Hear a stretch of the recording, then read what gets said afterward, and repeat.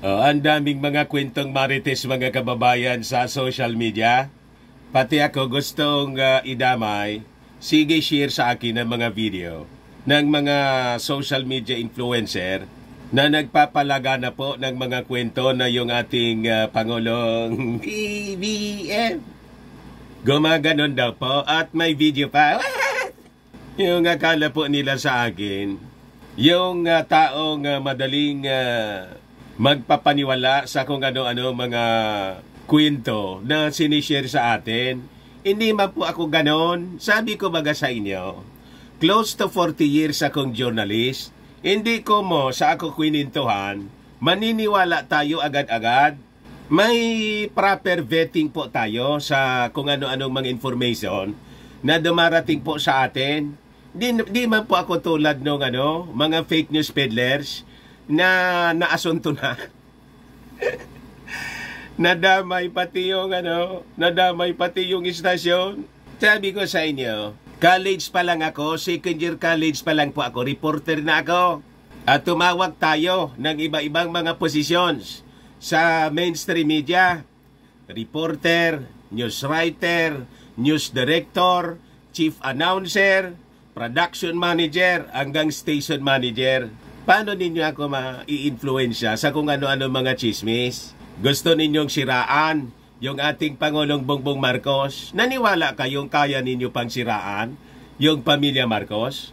Tried and tested na po ang pamilya Marcos. Dumaan na sa apoy. Di ba? Sa pinakamatinding trial, lahat ng masasamang akusasyon itinapon na sa kanila. Magnanakaw, diktador, murderer, tax evader. Yung kaso nga po, 936 cases. Imbes na masira po yung pamilya Marcos, lalong sumikat, nanalo pa by landslide. Nakabalik mga kababayan sa posisyon yung pamilya Marcos. Tapos naniniwala kayo na sa isyong pinalitaw una ni Maudigs na yung ating Pangulong Bongbong Marcos nagagamit ng tapos binubuhay ninyo ngayon. Naniniwala kayo na papatulan ng ating mga mamamayang Filipino? Kung may video kayo, this is my challenge, ilabas na ninyo. Hindi yung marites kayo ng marites, di ba? Ilabas ninyo. Dapat klarado yung mukha, Baka may hawak pa kayong sex video ng Pamilya Marcos. Ilabas ninyo tulad ng yung kay Jimacol. Ilabas na ninyo kung may mga hawak kayong baho ng ating Pangulong Bongbong at kanyang pamilya para po magkaalaman na. Di ba? Ini yung kwento kayo ng kwento. Sige, share po mga kababayan sa messenger ko po, pati sa mga videos ko po. Sige, react ng mga ng mga marites. Asa pa kayo, napapatulan ko po yung ganyang mga kwento. Yung mga ifinail ng kaso sa pagnanakaw, kaso sa tax evasion, kaso sa human rights violation, mga pagpatay. Hindi nga po nagtagumpay. Ito pang video daw, mga kababayan, na yung ating Pangulo ilabas na ninyo para pagpiestahan ng mga marites. Ang babaw naman ng pag-iisip ninyo. But before ko mga kababayan ibigay sa inyo yung full story, kasi other than that po, may reaction po si Super Ate tungkol sa unit team. Ano niya, Mr. Maravillas, yung sinabi ni Super Ate? Wala man daw silang problema. O, di ba? Sila daw na mga principal, wala man ang problema. Iparinig ko po sa inyo maya-maya. Yung mga nakapaligid man lang ang maiingay. Sila daw po, wala bang problema? Sabi ni Super Ate. Pero click subscribe mo na dito sa ating YouTube channel. and hit the notification bell para lagi kayo pong updated sa mga kaganapan dito sa ating bansa at basagin natin yung mga kwentong marites po. Kasi alam mo po ninyo, this is a sinful world. Yung mga kasinungalingan, madaling paniwalaan. Kaysa sa katotohanan, di ba yung natura sa barangay? Pag magsabi ka ng totoong kwento, duda sila. Pag chismis po, madaling kumalat po, parang apoy. Ganon ang natura po because this is a sinful world. Biblical po yan. Yung mga tao, madali malason yung isipan. Like and share na rin po ninyo ng ating video at huwag na rin po ninyo na skip yung ating mga commercial ads para tuloy-tuloy lang ang pag-unlad ng Bagong Pilipinas. Sa mga naghanap po ng spacious, clean and spacious fitness gym, punta lang po kayo sa aming Colossal Fitness Gym.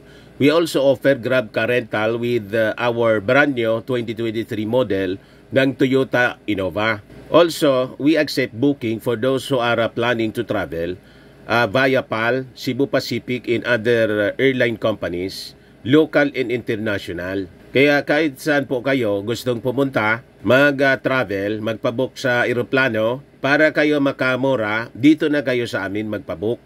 And bills payment po for Meralco bills, PLDT, etc. Ang Colossal Fitness Gym is located at 3rd floor, Security Bank Building, Lanco Business Park, Legazpi City, Albay. For inquiries, look for Gilon Maravillas. Contact number 0966-802-0949.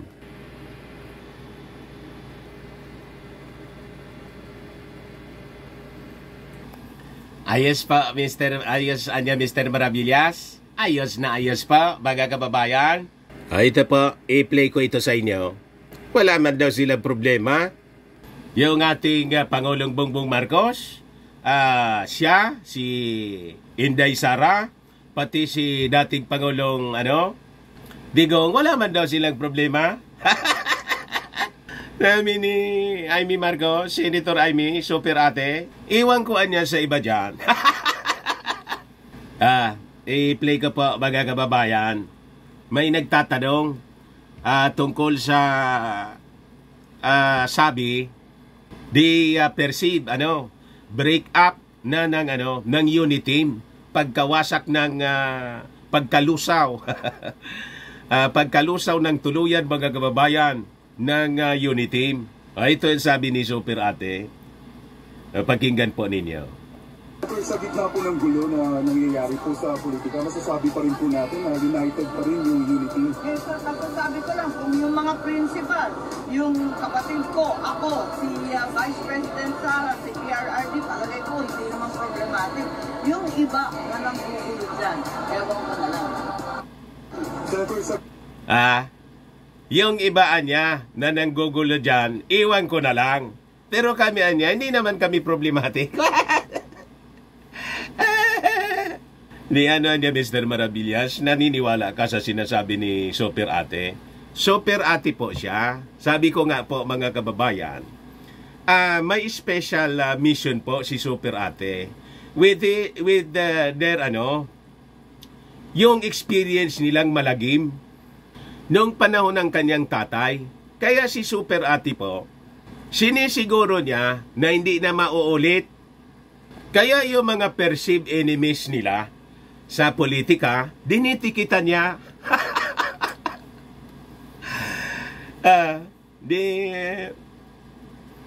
Lumalabas niya, Mr. Maravillas, na si Super Ate, Trojan horse.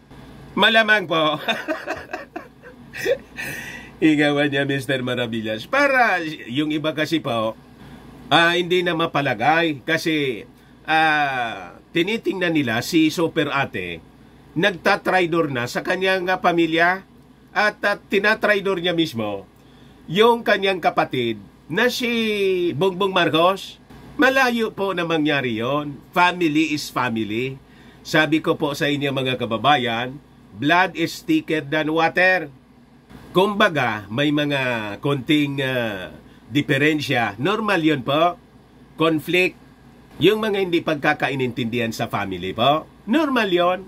Lalo kung lahat sila nasa politika. At yung mga tinatawag natin na sibling rivalries. Normal man lang po yon. But ultimately, ang magdadamay-damay po, magdadamayan, yung magkakadugo, magkakapamilya. Tama pa? Sabi nga po mga kababayan ni Niccolo Machiavelli, keep your friends close, keep your enemies closer. Naintindihan ninyo ang papel ni Super Ate? Kaya hindi pa po nag-all out ng atake po yung mga Duterte, yung mag-ama. Ang kumbaga, tinutumbok nila si Martin Romualdez muna. Di ba? Kasi yun ang piniperceive mga kababayan, yun ang tinitingnan ng mag-ama na magiging kalaban po ni Inday sa 2028. Duda sila ng duda. Pero si Martin Romualdez po, wala man pong sinasabing plano. Yung mag-ama po, parang napatituluan na yung Palasyo Malacanang. Nang ibig sabihin, mga kababayan, kasi Vice President, kahit yung mga supporters po ni Inday, kasi niya, tumakbo ng Vice President. So, sunod niyan, yung uupo na siya bilang Pangulo, siya na yung may karapatan lang na tumakbo sa pagkapangulo. O di karapatan niya, kumbaga. Pero karapatan din po ng bawat kwalipikadong Pilipino na tumakbo din sa pagkapangulo. Hindi lang po siya yung may karapatan. Kaya lang itong mga supporters po ni Inday, gusto na nga pong madaliin, may mga panawagan na mag-resign daw si President Bongbong Marcos. Ito po, sabi diyan. With the greatest respect to His Excellency President Ferdinand Romualdez Marcos Jr., please do what the majority of the Filipinos want. Step down and hand over your position to Sara Duterte Carpio and spare the Philippines from misery. Ayan ba? Yan ngayon yung mga pinapalaganap nila sa social media. Majority, may bilang kayo. Pagkita nga kayo ng numero, baka hindi nga kayo mag 1,000 o baka hindi kayo mag 100. Itong mga sige po ang marites sa social media. Tapos sasabihin ninyo, majority. Sabi ko sa inyo mga kababayan, wala itong pagkakaiba doon sa mga supporters ni Coricong. Palibasa itong grupo na mag-ama, mga dilawang DDS po sila. Ang partido po, PDP Laban. Ang PDP Laban po, partido ni Coricong. Dilawan. Kaya mag-isip sila po, dilaw. Mabrul ang gusto nilang pamamaraan, ayaw nilang irespeto yung desisyon ng mamamayang Filipino. Tapos, ugali nilang mag-claim na sila yung majority. What? Paano kayong naging majority? Ano yung ebidensya ninyo? Anong katibayan ninyo? Magpakita kayo ng numero. Inapakalinaw yung numero po. 31 million bumoto kay President Bongbong Marcos. Kay Inday, 32 million plus. Bakit naging 32 million plus? Yung 31 million na bumoto kay President BBM, bumoto kay Inday. Yung excess na less than 1 million, kaya naging 32 million yung boto ni Inday, mga DDS yun. Hindi man bumoto kay kay BBM. You see? So, ang ibig sabihin, minority lang ang mga DDS po. Very small percentage ng voting population po ang mga DDS. Maiingay lang po sila. Kasi nga po, yan ang brand ng mga dilawan. Kaya ang tawag ko sa kanila, dilawang DDS. Si Maudigs mismo, unang pasok sa politika, appointment ni Coricong po, Vice Mayor. I-research po ninyo. Tama? Asa pa kayo kung bakit ganun ang kanilang kultura. Yung hindi makapaghintay, mga kababayan, at matindi yung paniwala nila na sila lang yung mga mabubuting tao at mga magagaling. Ganun ang ugali ng mga dilawan. Yung entitlement po, matindi. So ang ginagawa nila ngayon ay palaganap sila ng mga fake news para lasunin yung isipan ng mga tao. at ini-invade nila pati yung aking yung ating YouTube channel. Gusto tayong impluwensyahan. Ito nga, oh. Hi Brad, malala ang hinaharap ng ating sinusuportahan ng presidente. Maraming agam-agam na lumabas ngayon. May video daw na nagpopulboron si PBBM. If this is true, malaki ng kahihiyan ng bansa natin at masisira legacy ng Senior Marcos. Senator Amy is being pressured to speak out as she is aware of those accusations. Naniwala kayo sa gano'ng mga chismis? Magpakita kayo ng blatter report galing sa NBI or sa police na nagagamit ng pinagbabawal na gamot yung ating Pangulo. Hindi yung kwento-kwento kayo. At mag-file kayo ng asunto tulad ng ginawa ng mga dilawan noong panahon ni Senior Marcos. Nag-file sila human rights cases. Nag-file sila ng tax evasion case. Nag-file sila ng mga kasong pagnanakaw. 936 cases all throughout the world. Nakatayo pa hanggang ngayon yung mga Marcos. Yung mga kaso po, isa-isa pong binasura ng husgado for lack of merit. Iyan pang naniwala kayo na kwentong kutsiro. Gawa-gawa ng mga disgruntled na former supporters po nang hindi mapagbigyan po, nagwawala. At nagpagamit sa mga anti-Marcos forces, naging mga mercenary na mga vloggers. Tapos gusto ninyo akong i-influensya. Asa pa po kayo? Legit po ito na journalist. Hindi ninyo basta ako mapapaniwala sa mga kwento-kwento ninyo. Tapos may isa pa na nag-react dito sa video ko kahapon. Sabi niya, naku, may nabasa ako doon sa vlog ni Streamline. May followers na nagsasabi, ginagamit daw Malacanang sa pagsisisyon ng cocaine. Kaya sinusupla ko yung nagsabi. Sabi, pakita mo evidence mo dyan sa sinasabi mo. Baka makasuhan ka, wala kang ebidensya. Ako po, hindi na po ako nagtataka sa ganitong uri ng mga false accusations. Kasi nasa panahon na po tayo. In time, panahon na ng wakas. Ang tao magkakahilig sa mga yung madaling mag-akusa, false accusers. Tingnan ninyo yung iniimbestiga ng ng Kongreso. Tapos galit sila. Yung dalawang fake news peddlers, inakusa si Martin Romualdez. Ngayon na iniimbestigahan sila at namimiligro yung SMNI na Masara. Galit na galit po sila. Diba? Ito yung katibayan, mga kababayan ng Perilous Times as described in the Bible. Kaya po, hindi na ako nagtataka kung bakit lagana po yung mga fake news, yung pag-aakusa falsely. Yan po ang sabi sa 2 Timothy chapter 3 verse 1 to 3. Basahin ko po sa inyo. This know also that in the last days perilous times shall come. For men shall be lovers of their own selves. Kita ninyo? Lovers ng kanilang sarili lang. Wala silang pakialam sa iba, kundi yung sariling buhay lang nila.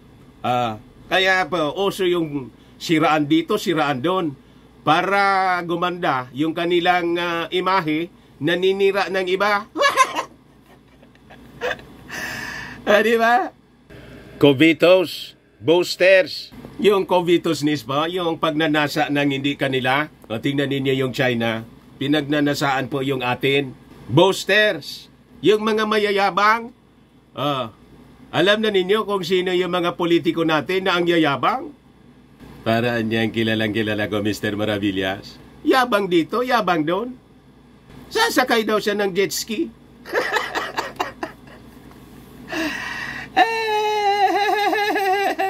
Di ba tama yung sinasabi po sa Bible? Proud, blasphemers. Kita ninyo, may kilala kayong leader na pati yung Diyos minumura. Pero maraming umaanga po. Kung hindi uto-uto yung mga umaanga, anong tawag ninyo? Ano pa? Disobedient to parents, unthankful, unholy. Yung hindi marunong magpasalamat, mga kababayan, unthankful. May kilala kayong politiko, leader po ng ating bansa, ikinampanya ni Martin Romualdez, sumasalang na lang para magsalita, inaway, pinagbalakan yung posisyon na matanggal mga kababayan sa pagka-Speaker of the House.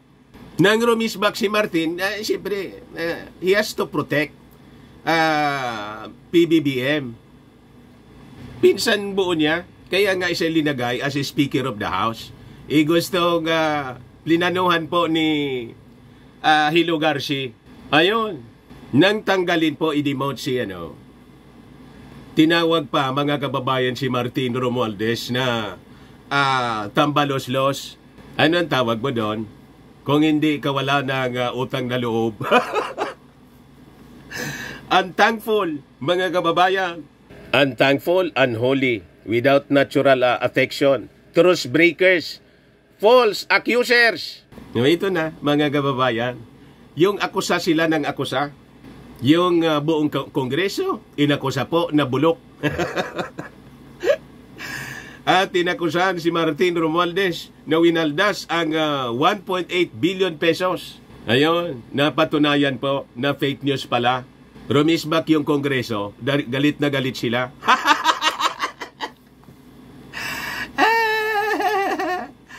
Violation na ng press freedom po. Mga kababayan, yung sinasabi nila, incontinent, walang kakontintuhan po sa buhay. First, despisers of those that are good. Kita ninyo, galit sila sa mabuting ginagawa ng ating Pangulong Bongbong Marcos. Hindi man sila pinapatulan, hindi man sila pinapansin. Lalong nanggagalaiti po. You see? Ito na, mga kababayan, yung mga pro-China, nakadescribe dito, nalalabas ngayong mga huling panahon. Traitors, heady, high-minded, lovers of pleasures more than lovers of God. Lovers of pleasures, traidor. Di ba ang daming makapili ngayon po? The modern makapili. Ipinagpalit. Mga kababayan, yung kanyang bansa sa makukuha galing sa China na walang Diyos. China po, atheist country, communist. Tapos sasabihin nila, yung SMNI daw, mga kababayan, sabi ni Mau Diggs, ay siya lang lumalaban openly, matapang na kinokondina yung komunismo. What? Inapikipag-collabs nga po sa communist yung television ng China, nakipag-collabs. Yung mismong puno ng communism po dito sa Pilipinas, ang nagdala rito, ang model nila, si Mao Zedong, tapos si Lenin. Si Mao Zedong, yan yung puno modern ng China. Communist China. Tapos sasabihin ni Mau Diggs, mga kababayan, na yung SMNI daw, ay siyang lumalaban sa communism. Lahat baliktad po yung mga sinasabi po. Barkada po ninyo. Ayan man lang po, mga kababayan, ang ating mga balita. Baka lang gusto ninyo po itong itry. Firmax Firming and Lifting Cream, pinapahid po sa mga pulses in affected area. Mainam po sa paninigas ng mga kaso-kasuan. Ito naman po, Automax Radiant Serum. Sa mukha naman yung application. Anti-aging siya. You will look 10 years younger than your age. Sa mga cancer patients po, baka lang gusto ninyo itong itry. Ningxia Red Mix Fruit Drink. Hindi man po siya gamot, food supplement siya. Kaya lang, gawa siya mga kababayan sa goji berry. Yung goji berry may anti-cancer properties. Ayos po, yung mga inquiries ninyo, dumiritso na lang kayo sa aming messenger sa Facebook para masagot namin agad. Ako po si Dante Maravillas. Bye-bye. God bless.